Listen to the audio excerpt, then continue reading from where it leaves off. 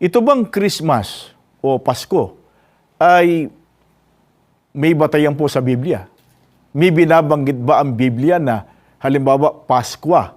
Pero ang tanong ay, yun din ba ang Paskong ipinagdiriwang ng sanlibutan tuwing December 25? Ang babasahin namin sa inyo ay mula sa Aklat ng Mga Bilang. Ito ay nasa 9:4 hanggang 5. Ganito ang ating mababasa. Gayon nga ang ginawa ni Moises. Ipinagdiwang nga nila ang Paskwa sa ilang ng Sinai noong gabi ng 14 na araw ng unang buwan. Meron po bang binabanggit na Paskwa sa Biblia? Meron po. Alin po itong Paskwa ang binabanggit dito?